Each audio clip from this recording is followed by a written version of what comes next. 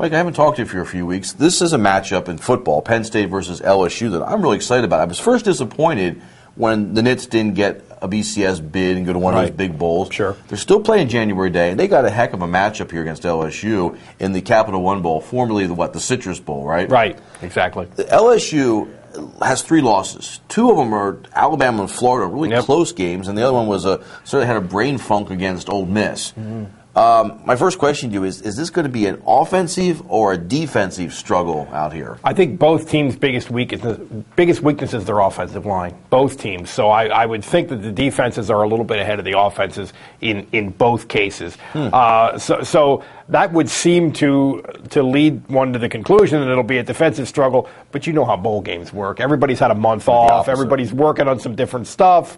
Everybody has varying levels of commitment, and senioritis sets in with some of these kids.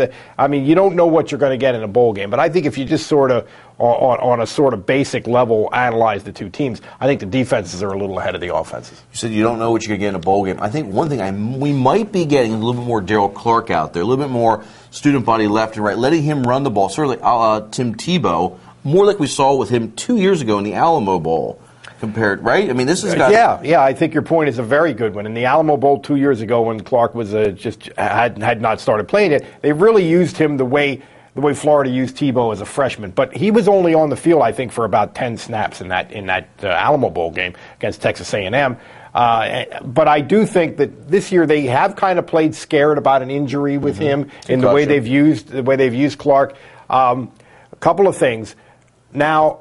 The freshman Kevin Newsom has gotten all this time to work and hopefully get comfortable and get better. And also, Clark isn't going to play any more games for Penn State, so maybe they will turn him loose a little bit. So maybe you'll see more of an option element. Maybe you'll see more of a planned running by the quarterback element in the offense, and I think that would be a good thing, even if to give LSU something else to think about. Now, the SEC, which is what LSU plays in, has been known for years now as the best conference. I think it is the best league, yeah. Still is, right? I think so, yeah. I'm not sure it was phenomenal this year. I'm not sure it had great depth this year, but I would still put it number 1, yeah. Okay, a win over LSU. What does that mean? What does that say about the Nits if they can beat the Tigers? Well, you're hinting at it. I think it probably means more in terms of the conferences that the two teams are in than it really says specifically about either of the teams. I think the Big Ten is perceived to have a lot of problems in these bowl games.